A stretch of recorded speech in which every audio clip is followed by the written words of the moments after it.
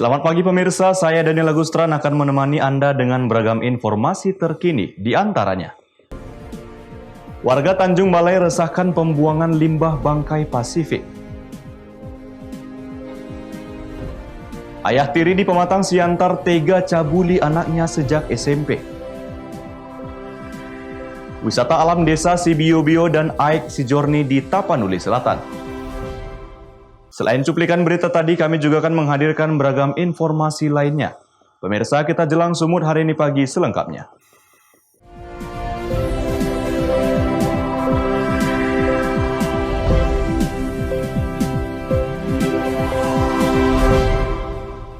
Pemirsa, bertahun-tahun warga mengeluhkan sungai tercemar yang diduga berasal dari pabrik pengolahan ikan busuk di Gudang Pelita Kota Madia, Tanjung Balai, Sumatera Utara. Pembuangan limbah ke sungai menimbulkan aroma bau dan warga mengalami gatal-gatal.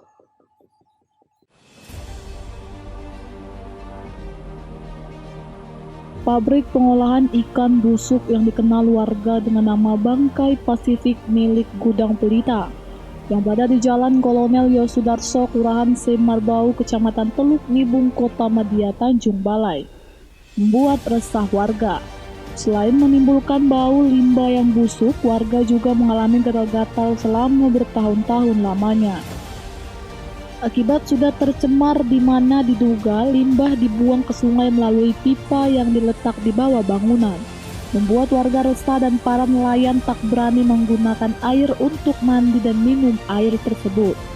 Warga mengungkapkan sungai yang dulu bersih kini menjadi tercemar karena milik Gudang Pelita membuang limbah langsung ke sungai melalui pipa yang disembunyikan di dalam tanah.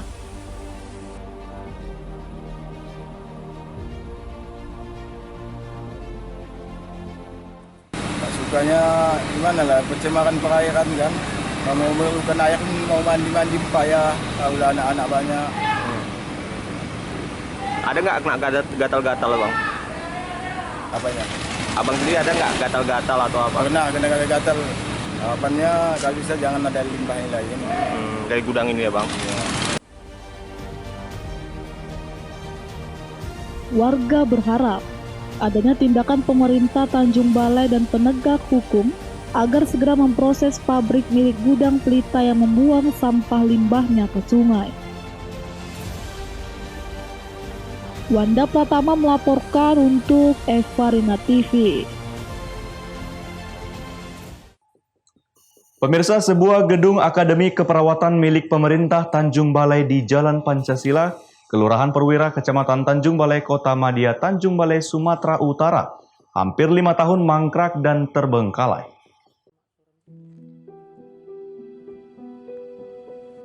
Inilah suasana gedung Akademi Keperawatan Tanjung Balai, Sumatera Utara. Hampir 5 tahun mangkrak tak terpakai lagi oleh pemerintah kota Tanjung Balai, keadaan hancur seakan tidak terawat dan terbengkalai. Walau hampir 5 tahun pelajar Akademi Keperawatan tak belajar lagi. Bangunan senilai puluhan miliar ini oleh pemerintah Tanjung Balai, Sumatera Utara dibiarkan begitu saja. Bagian luar rumputan hampir 2 meter menutupi bangunan Akademi Keperawatan Tanjung Balai. Tampak dalam bangunan berserakan berdebu dan bagian langit-langit gedung atau asbesnya sudah bolong-bolong.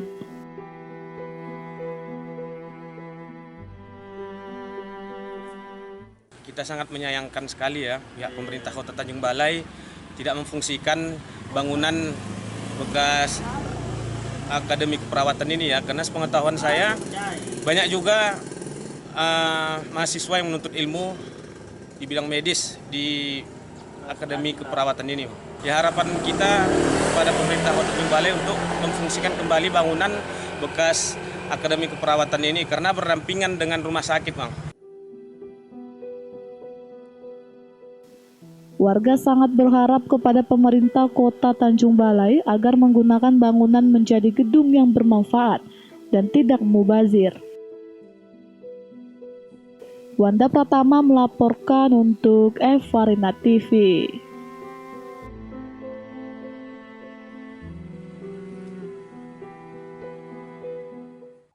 Pemirsa, menuju adaptasi kebiasaan baru, pembelajaran bagi para siswa masih tetap dilakukan dengan menggunakan ponsel Android secara daring.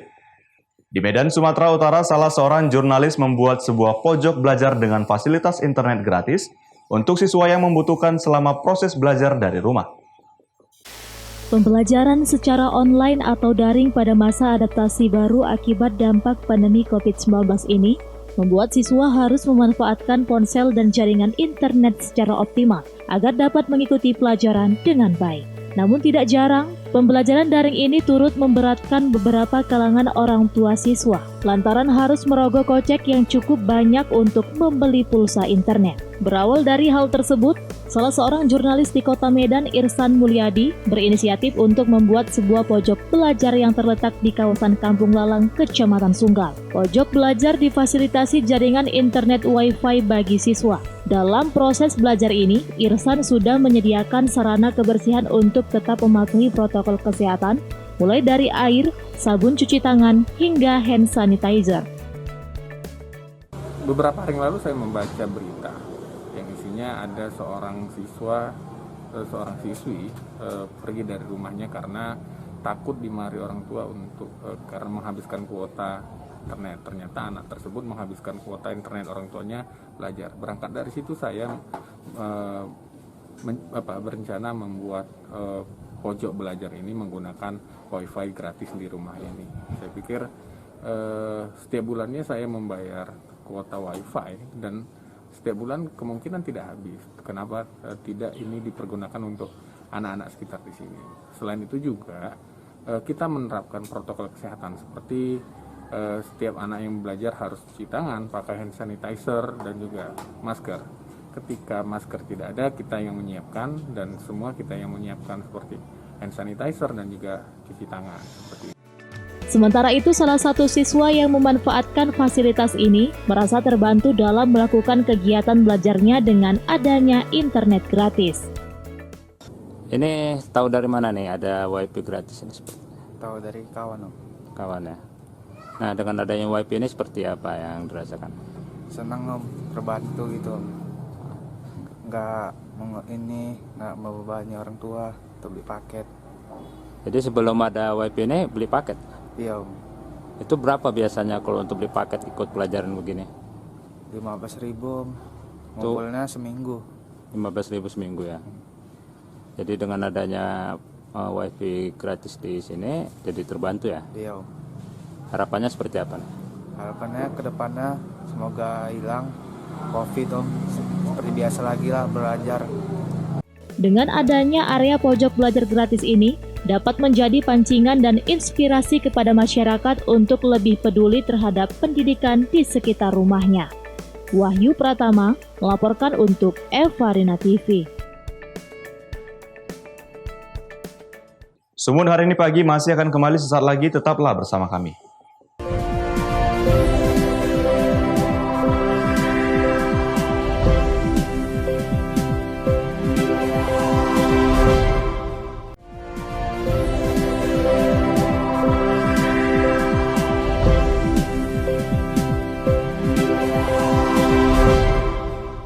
Terima kasih masih bersama kami pemirsa untuk melakukan penanganan dan pencegahan penyebaran wabah COVID-19 yang saat ini tingkat penularannya semakin tinggi, khususnya di Kota Pematang Siantar, Sumatera Utara. Wali Kota Pematang Siantar mengeluarkan peraturan wali kota tentang pencegahan dan penanganan COVID-19. Hal ini dijelaskan oleh juru bicara gugus tugas percepatan penanganan COVID-19 Kota Pematang Siantar, Daniel Siregar, usai mendampingi wali kota pada sidang paripurna DPRD Kota Pematang Siantar dengan agenda pertanggungjawaban pelaksanaan APBD Kota Pematang Siantar tahun 2019. Daniel Siregar menjelaskan bahwa peraturan wali kota nomor 19 tahun 2020 tentang pencegahan penanganan COVID-19 ini telah ditandatangani oleh Wali Kota Pematang Siantar Hefrian Syanur pada tanggal 13 Juli lalu. Saat ini, pemerintah Kota Pematang Siantar masih melakukan sosialisasi kepada masyarakat agar Perwali nomor 19 tahun 2020 tersebut dapat segera dilaksanakan. Pemerintah Kota Pematang Siantar juga akan membentuk tim gabungan dari instansi terkait dan tokoh masyarakat. Dalam Perwali nomor 19 tahun 2020 tersebut, bagi setiap masyarakat yang melakukan pelanggaran terhadap protokol kesehatan akan diberikan sanksi berupa denda uang mulai dari Rp50.000 hingga mencapai Rp5 juta dan sampai pencabutan izin usaha bagi pemilik usaha keramaian yang melakukan pelanggaran. Jadi peraturan Wali Kota Pematang Siantar nomor 19 tahun 2020 tentang pencegahan dan penanganan coronavirus disease 2019 Kota Pematang Siantar telah resmi ditandatangani oleh Wali Kota Pematang Siantar tertanggal 13 Juli yang lalu. Jadi ini sekarang dalam beberapa minggu ke depan ini akan kita lakukan proses sosialisasi. Proses sosialisasi ini dilakukan oleh tim yang akan dibentuk. Misalnya untuk wilayah rumah makan, tempat rekreasi ada dinas pariwisata di sana. Terus kemudian untuk pasar tradisional dan pasar modern ada di Sperindak. Terus kemudian untuk lokasi-lokasi perusahaan-perusahaan yang menampung tenaga kerja, itu nanti dinas tenaga kerja yang akan menyampaikan sosialisasi di sana. Terus kemudian pihak kecamatan dalam waktu dekat juga akan mencoba mensosialisasikan ini di lingkungan wilayahnya masing-masing.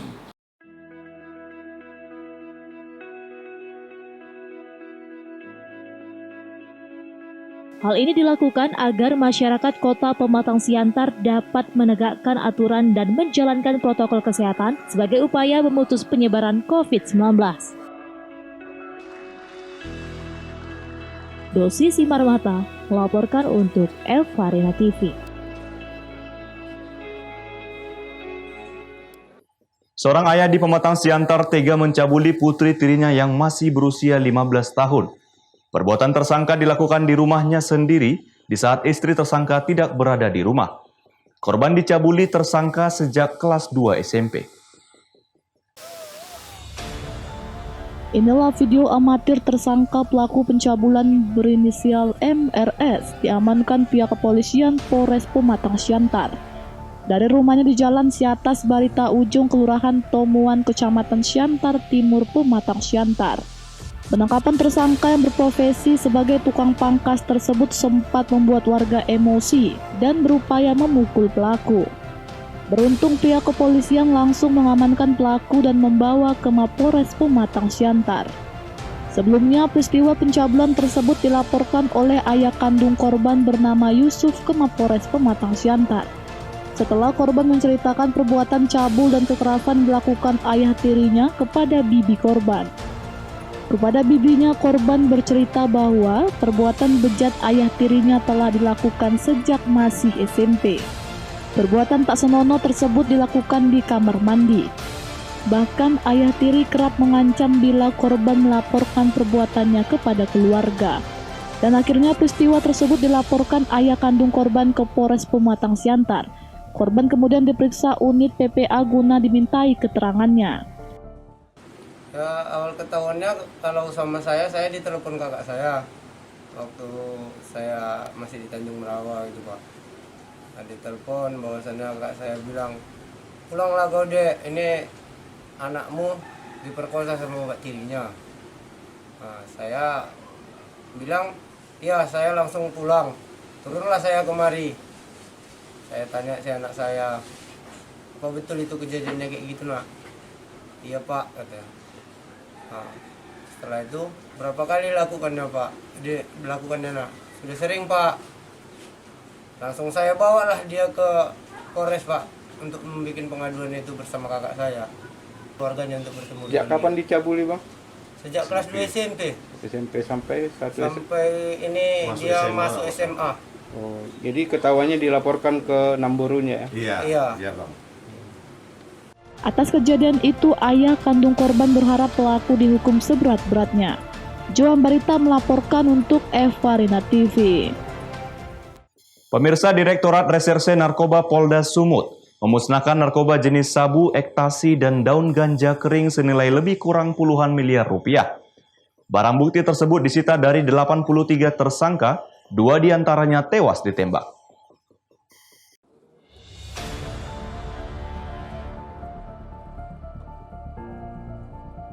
Barang bukti narkoba yang dimusnahkan merupakan hasil pengungkapan Direktorat Narkoba Poldasu periode Maret hingga Juli 2020. Barang bukti yang dimusnahkan terdiri dari sabu-sabu seberat 51,3 kg, 1.603 butir pil ekstasi, dan 40,7 kg daun ganja kering.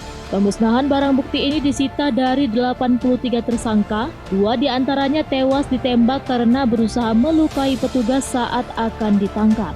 Barang bukti narkoba ini disita dari para tersangka yang merupakan komplotan jaringan pengedar narkoba internasional. Untuk sabu-sabu dan ekstasi yang diperkirakan bernilai 55 miliar rupiah dimusnahkan dengan cara direbus dengan air mendidih, sementara daun ganja kering dibakar. Sebelum dimusnahkan barang bukti sabu, pil ekstasi dan ganja ini diuji keasliannya oleh tim Lab Polda Sumut. Jumlah barang bukti sabu yang kita musnahkan hari ini 51,7 sekian kilogram. Untuk ekstasinya 1.600. Berkas perkara diajukan 50 berkas perkara. Tersangkanya 83, 76 laki-laki dan 7 perempuan. Dari 83 tersangka ini, terhadap 2 orang tersangka dikenakan tindakan tegas, tepat, keras, dan terukur karena mengancam keselamatan petugas yang mengakibatkan tersangka meninggal dunia. Barang bukti ini umumnya dipasok dari Malaysia melalui jalur laut di Provinsi Aceh dan Kota Tanjung Balai. Pemusnahan barang bukti ini disaksikan sejumlah instansi terkait yang merupakan mitra kerja kepolisian, termasuk Kejaksaan dan Pengadilan Negeri. Wahyu Pratama melaporkan untuk Eva Rina TV.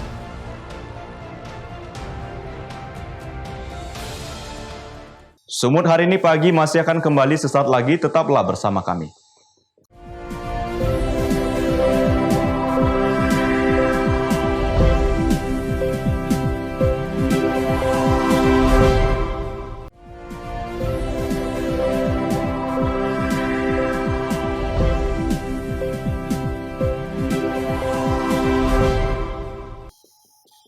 Terima kasih masih bersama kami pemirsa di akhir pekan ini.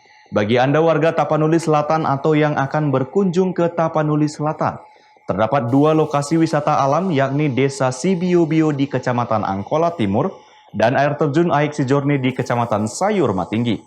Di 2 lokasi wisata tersebut Anda bisa menikmati kesejukan dan keindahan alam. Berikut liputannya.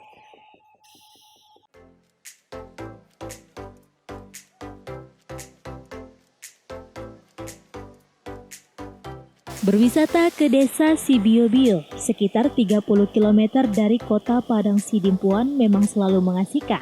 Lokasi wisata yang berada di pegunungan Bukit Barisan ini akan memanjakan Anda dengan kesejukan dan keindahan alam.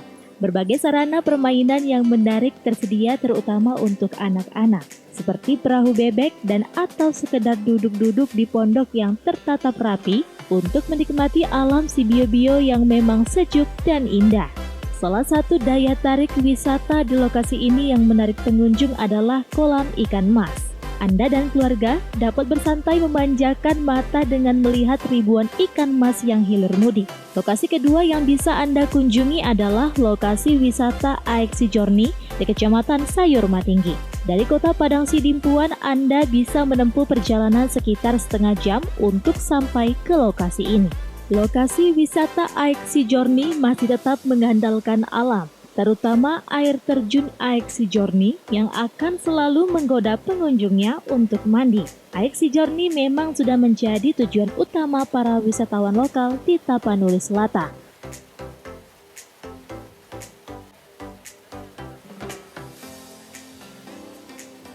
Cantik atau gimana? Cantik, bagus. Tinggal pengelolaannya maunya dikelola secara profesional. Iya. Maunya gimana bang? Tambah apa lagi yang maunya disini? Tambah mainan atau gimana? Ya jelas permainan warga lah ditambahin.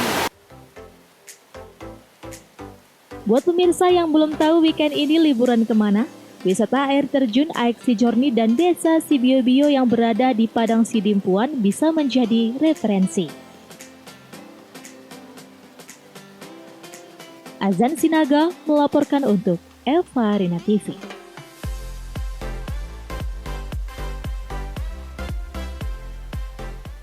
Pemirsa, berdasarkan sejumlah aturan, termasuk Peraturan Wali Kota Malang Nomor 19 Tahun 2020 tentang pedoman penerapan masyarakat produktif dan aman COVID-19, sejumlah tempat olahraga dan jasa wisata selama pandemi diperbolehkan beroperasi.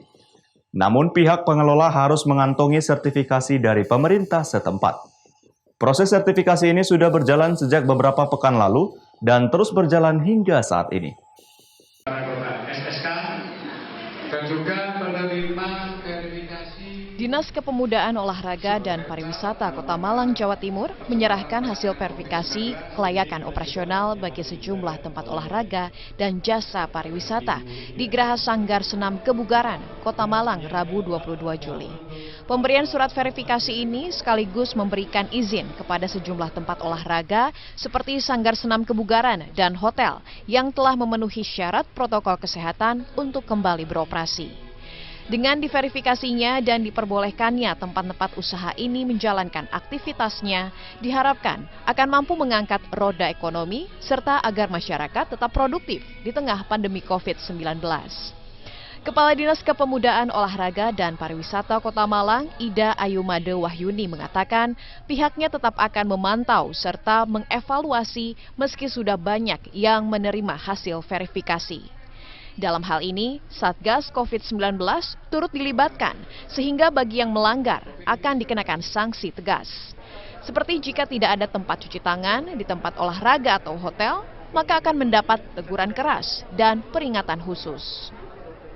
Kita telah melakukan verifikasi pada Sanggar Senam dan Kebugaran di Kota Malang. Sekitar 20 sudah kita verifikasi dan semuanya sudah memenuhi syarat protokol kesehatan ya. Yang dipersyaratkan dalam Perwal nomor 19 tahun 2020. Jadi dari 11 item itu hampir semua sudah dipenuhi oleh mereka, sehingga hari ini kita memberikan stiker sebagai bukti bahwa mereka telah memenuhi dan boleh buka usahanya. Proses sertifikasi ini sudah berjalan sejak beberapa pekan lalu dan terus berjalan hingga saat ini. Selain menyerahkan stiker verifikasi, Disporapar juga menyerahkan secara simbolis bantuan masker dari Kemenparekraf kepada pelaku industri. Dari Kota Malang, Jawa Timur, Syaiful Afandi, Kantor Berita Antara, mewartakan.